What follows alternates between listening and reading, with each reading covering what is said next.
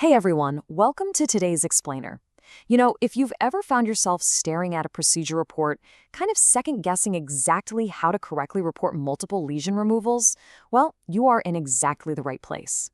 Today, we're solving a very specific, real-world coding puzzle regarding actinic keratoses and cryosurgery. By focusing closely on the strict rules laid out in the CPT guidelines, we are going to build a rock-solid understanding of exactly how base codes and add-on codes interact. My absolute goal here is to make these coding guidelines perfectly clear and easy to retain so you can code with complete confidence and avoid those super frustrating claim denials. So let's get right into it. Okay, let's just dive right into the exact scenario we're tackling today and figure out the precise way to handle multiple premalignant lesions without making a billing error. The big question is, which CPT code, or codes, should be used for the destruction of two actinic keratoses using cryosurgery? Now, at first glance, it sounds incredibly straightforward, doesn't it? I mean, you have two lesions, and you have a very specific method of destruction. But as we all know, in the world of medical coding, the exact phrasing of the source guidelines literally dictates everything. The key variables we need to keep in mind here are the specific condition being treated, actinic keratosis, the method being utilized, cryosurgery, and, most importantly for our final answer, the exact number of lesions, which is 2. Let's break down how this coding framework requires us to isolate the correct answer. So let's look at CPT code 17,000, and honestly, the absolute critical keyword here is single. This establishes 17,000 as our necessary base code for the very first treated lesion. CPT code 17,000 is used exclusively for the destruction of a single premalignant lesion. The source material specifically calls out actinic keratosis as a prime example of a premalignant lesion and cryosurgery as the method. Notice how deliberate that language is.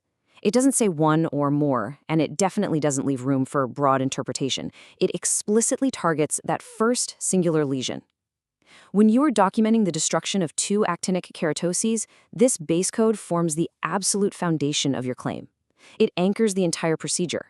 But because it specifically says single, we immediately know we have a puzzle to solve to properly account for that second lesion. Right, so that brings us to our next move. Because we can't just reuse the base code for the second lesion, we must utilize the specific add-on code plus 17003. Think of it kind of like a puzzle. On one side, we have our base code, 17000, dedicated entirely to that first single lesion. On the flip side, we have our add-on code, plus 17003. And the source material explicitly tells us this add-on code is designed for additional lesions, specifically covering the 2nd through the 14th lesion. This is such a vital distinction in coding mechanics. The system is designed to recognize the initial work of setting up the procedure with the primary base code, and then it gives us a unique, separate code to accurately account for the incremental work of treating the subsequent lesions. Since our scenario involves exactly 2 lesions, plus 17003 is exactly what we need for lesion number 2. Let's look at the structural logic and see how this builds, because you are strictly required to sequence the base code first before attaching the add-on code for the second lesion. Step 1. You absolutely must report the base code 17,000 first. Step 2. Then you report the add-on code plus 17003 for the additional lesion. According to the strict rules of the guidelines, add-on code plus 17003 cannot be reported unless the base code 17,000 is reported first. They are essentially a package deal, but they must be presented to the payer in the exact sequential order. The add-on code inherently relies on the base code to even exist on the claim. It simply cannot stand alone. If you try to report the add-on code by itself, or if you reverse the sequence, your claim will fail for sure. And honestly, this is exactly where seemingly straightforward claims go completely off the rails.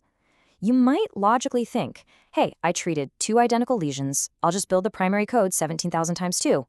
But nope, there is a cardinal rule derived directly from our source material here. Since there is an add-on code designated for the additional lesions, 17,000 absolutely cannot be reported with units.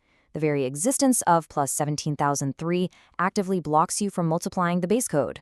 The system provides a highly specific tool for the second lesion, and you are required to use it, rather than just doubling up on the first tool.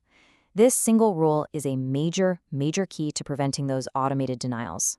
Now, before we wrap up with our final definitive verdict on this coding scenario, I want to take a quick second to remind you that the rules of medical coding are constantly testing our attention to detail. If you want to consistently master complex coding scenarios just like this one, make sure to like this explainer and subscribe to my YouTube channel for daily updates. I am absolutely passionate about breaking down these dense guidelines into clear, structural steps so you can learn efficiently and code with complete confidence. By subscribing, you'll get these explainers delivered straight to you every single day, ensuring you never miss a nuance or a specific rule update that could lead to an unnecessary claim denial. All right, so here is our definitive answer, based entirely on the source guidelines we just walked through. For the destruction of 2 actinic keratosis using cryosurgery, the correct coding is unequivocally 17000 and plus 17003. 1 base code for the first lesion, 1 add-on code for the second. Absolutely 0 units on the base code and strict adherence to the sequential reporting order. It really just shows how incredibly precise the language of CPT coding truly is, right? A single word like single literally changes the entire trajectory of how a claim must be built. So as you head back to your desk today, keep this logical framework in mind. It leaves us to ask ourselves, how many other routine coding habits might actually be violating unit rules and causing hidden claim denials? Keep learning, keep questioning, and I'll see you in the next explainer.